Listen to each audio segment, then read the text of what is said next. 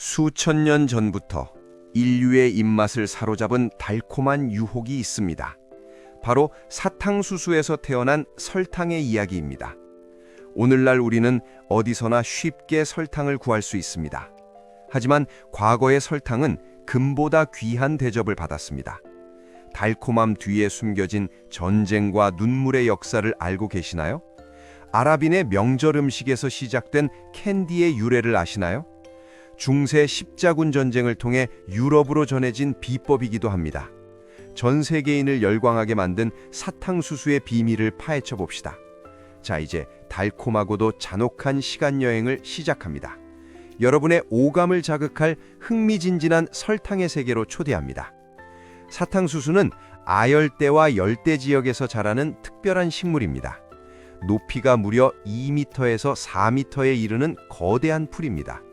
겉모습은 수수와 비슷하지만 그 안에는 달콤한 즙이 가득합니다. 사탕수수가 자라려면 1년 내내 따뜻한 기온이 유지되어야 합니다. 적어도 영상 20도 이상의 기온과 엄청난 강수량이 필요합니다.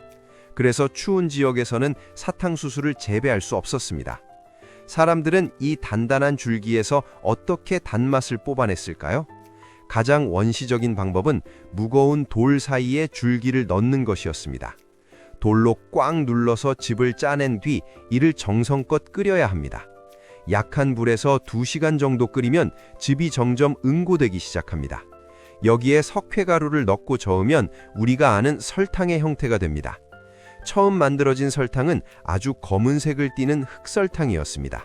이것을 다시 정제하고 분쇄해야 하얀 설탕이 탄생하는 것입니다. 인도 사람들은 이 덩어리를 사카룸 혹은 샤르카라라고 불렀습니다. 이 단어가 바로 오늘날 영어 단어 슈가의 어원이 되었습니다. 수천 년 전 인도에서 시작된 설탕 제조 기술은 인류의 역사를 송두리째 바꾼 혁신적인 사건이었습니다. 기원전 4세기경 알렉산드로스 대왕이 대제국을 건설하며 인도를 침공했을 때 그의 군대는 이 놀라운 식물을 처음 목격했습니다. 벌이 없는데도 스스로 단맛을 내는 갈대가 있다니 정말 놀랍구나. 병사들은 이 갈대 줄기에서 나오는 달콤한 즙의 정체를 신기해하며 고국인 마케도니아와 그리스로 그 소식을 전했습니다. 이것이 서구 사회에 설탕의 존재가 각인된 첫 번째 순간이었습니다.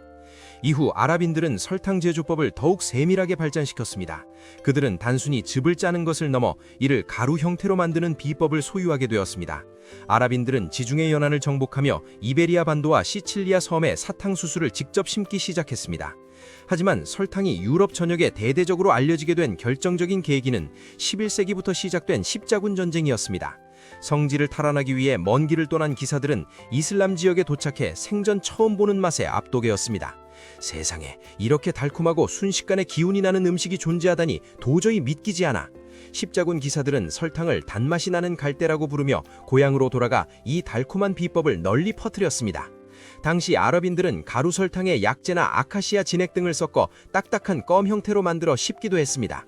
이것이 바로 로젠지라 불리는 현대 사탕의 시초가 되어 유럽의 귀족 사회에 전해졌습니다. 처음에는 약의 쓴맛을 없애기 위해 사용되던 설탕은 금세 사치스러운 디저트 문화로 변모했습니다. 왕족과 귀족들은 자신들의 부를 과시하기 위해 파티마다 설탕으로 만든 화려한 조각과 장식물을 세웠습니다. 동양에서도 설탕의 인기는 대단했습니다. 중국 당나라의 태종은 인도의 마가다국에 특별히 사신을 보내 설탕 제조법을 배워오도록 지시했습니다. 사신들이 가져온 비법으로 만든 설탕은 색과 광택 그리고 맛까지 기존의 것보다 훨씬 뛰어났습니다. 한반도에도 고려시대 무렵에 설탕이 들어왔지만 일반 백성들에게는 그림의 떡이나 다름없었습니다. 설탕은 오직 왕실이나 최고위 귀족들만이 향유할 수 있는 세상에서 가장 비싼 사치품이었습니다. 무역로를 타고 설탕 주머니가 이동할 때마다 국가 간의 부의 지도가 다시 그려질 정도였습니다. 이 작은 달콤한 결정체는 단순한 식재료를 넘어선 권력과 계급의 상징이 되었습니다. 설탕의 맛에 중독된 유럽인들은 더 많은 설탕을 원하게 되었습니다. 수요가 폭발적으로 늘어나자 유럽의 열강들은 더 넓은 재배지와 더 많은 노동력을 갈구하기 시작했습니다. 이러한 탐욕은 대항해 시대가 열리며 인류 역사의 거대한 전환점을 맞이하게 됩니다. 1493년 크리스토퍼 콜럼버스는 두 번째 항해를 떠나며 카나리아 제도의 사탕수수를 배에 실었습니다. 그는 이 사탕수수를 아메리카 대륙의 카리브해 연안 섬들에 심었습니다. 카리브해의 뜨거운 태양과 습한 기후는 사탕수수가 자라기에 지구상에서 가장 완벽한 환경이었습니다. 울창했던 숲들이 베어지고 그 자리에 끝도 없이 펼쳐진 거대한 사탕수수 플랜테이션 농장이 들어섰습니다. 이제 설탕은 소수 권력층의 전유물을 넘어 전 세계적인 거대 산업으로 팽창하기 시작했습니다.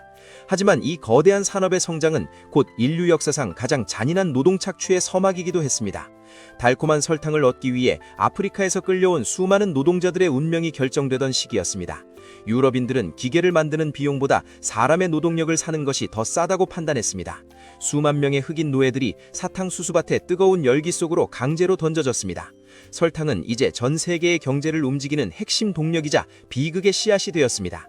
대량 생산 체제가 갖춰지면서 설탕은 비로소 전 세계인의 입맛을 장악할 준비를 마쳤습니다. 이 과정에서 발생한 수많은 전쟁과 갈등은 설탕의 역사가 결코 달콤하지만은 않음을 보여줍니다. 사탕수수 줄기 하나에서 시작된 이 여정은 이제 대륙과 대륙을 잇는 거대한 무역의 흐름이 되었습니다. 우리가 지금 먹는 설탕 한 스푼에는 이토록 방대한 승리의 기록과 정복의 서사가 담겨 있는 것입니다. 하지만 설탕의 대량 생산 뒤에는 인류사의 비극이 숨어 있습니다. 사탕수수 농사에는 엄청나게 많은 사람의 손길이 필요했습니다. 뜨거운 태양 아래서 줄기를 자르고 즙을 짜는 일은 지옥 같았습니다. 유럽인들은 이 고된 노동을 대신할 사람들을 아프리카에서 찾았습니다. 수많은 흑인 노예들이 사슬에 묶여 아메리카 대륙으로 끌려왔습니다. 그들은 짐승보다 못한 대우를 받으며 설탕 농장에서 죽어갔습니다. 채찍질 소리와 비명이 끊이지 않는 곳에서 달콤한 설탕이 만들어졌습니다. 농장주들은 더 많은 이익을 남기기 위해 노예들을 가혹하게 부렸습니다. 설탕 한 스푼에 노예들의 피와 땀이 섞여 있다는 말이 나올 정도였습니다. 17세기 말부터 설탕 생산은 비약적으로 늘어나기 시작했습니다. 도시화와 산업화가 진행되면서 노동자 계급도 설탕을 찾았습니다. 고된 노동에 지친 그들에게 설탕은 값싼 칼로리 공급원이었습니다. 홍차에 설탕을 듬뿍 넣어 마시는 문화가 영국 전역으로 퍼져나갔습니다. 아이들과 여성들도 설탕이 들어간 잼과 과자에 열광했습니다. 전 세계 설탕 생산량의 3분의 1이 브라질에서 쏟아져 나왔습니다. 노예제도는 설탕 산업을 지탱하는 잔인한 기둥이 되었습니다. 돈에 눈이 먼 상인들은 인간의 존엄성보다 설탕의 이득을 우선했습니다. 달콤한 설탕이 입안에서 녹을 때 누군가는 고통 속에 절규했습니다. 이것이 바로 설탕이 가진 잔혹하고도 이중적인 얼굴입니다. 시간이 흘러 기술이 발달하면서 설탕은 현대화의 길을 걷게 됩니다. 19세기 말에는 전동기를 이용한 솜사탕 기계가 발명되기도 했습니다. 설탕가루를 열로 녹여 회전시키면 마법처럼 하얀 실이 뽑혀 나왔습니다. 구름처럼 가벼운 솜사탕은 전 세계의 아이들의 꿈이 되었습니다. 이제 설탕은 누구나 즐길 수 있는 흔하고 저렴한 식품이 되었습니다. 하지만 과도한 설탕 섭취는 현대인의 건강을 위협하기 시작했습니다. 비만과 당뇨병 같은 각종 질병의 원인으로 지목되기도 합니다. 우리는 너무 많은 설탕에 노출되어 그 위험성을 잊고 삽니다. 사탕수수즙을 짜내던 고대인의 지혜는 위대했습니다. 그러나 그 기술이 전쟁의 도구가 되고 노예의 눈물이 된 역사도 잊지 말아야 합니다. 설탕의 역사는 인간의 욕망이 얼마나 거대한지를 보여주는 거울입니다. 오늘날 우리가 먹는 달콤한 디저트 속에는 수많은 사연이 담겨 있습니다.